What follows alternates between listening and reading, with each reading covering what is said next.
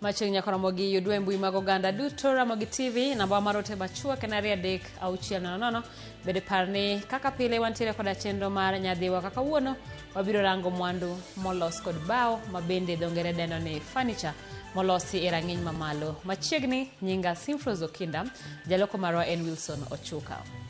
Kawachako en anyuola mar mosenindo Sharon Otieno koro kwayo oganda mondo we mieno nyinggi e chuodho ahinya mbui mag oganda tok ng'eto mar doho e wi nek mar nyargi. Kane olose kinde nyasi mar alam mano bagi kanisa mar SDA mar Magaregot manitiere kaunti ma Homa Bay, min Sharon Melinda Auma orwako ng'eto mar doho mowacho ni omiyo giratire wi nek nyargi kata obedo ni burano noyware doho aming'a. Can you say amen? Amen. Gikone anyuola mar mosenindo Sharon Otieno oloso ndalo ariyo tok doho yudo joma nonego nyargi higni 8 mokalo. Min Sharon Otieno Melinda Auma wuon gi Douglas Otieno e kind anyuola mamoko noywore kanisa mar Adwen mar Magaregot mantiere kaunti ma Homa Bay e kinde nyasi mar alam ma duoko erokamano. The family has been grieving all the way through. And even today, after the judgment, we are still grieving. But because of God, we shall not grieve forever. Say amen. Amen.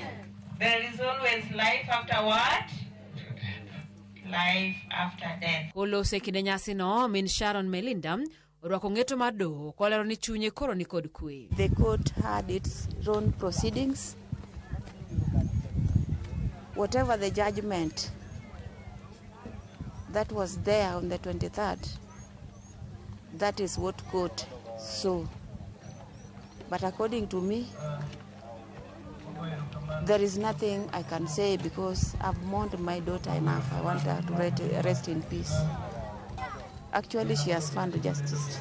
Melinda karakamano kwayo oganda mondo kik mie nyinggi e chuodho e wi ng'eto mar doho manyo yudo ni gavana machon ma Migori Okoth Obado mane en jating dai mare ma Ekolo Yamo kod mane en clerk mar kaunti ma Migori Kaspol Obiero ema nonego nyargi.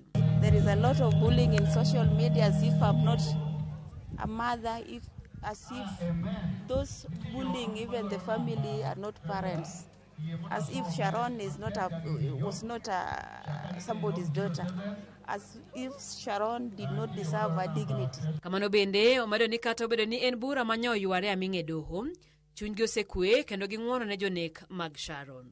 I've forgiven those who might have involved themselves in that act as a Christian.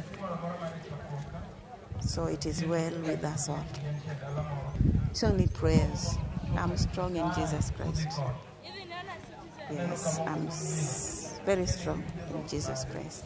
And that one has made my journey to be this. Ubado kwa jowadgi mamoko ariyo sani ni rumande kirito migi oku.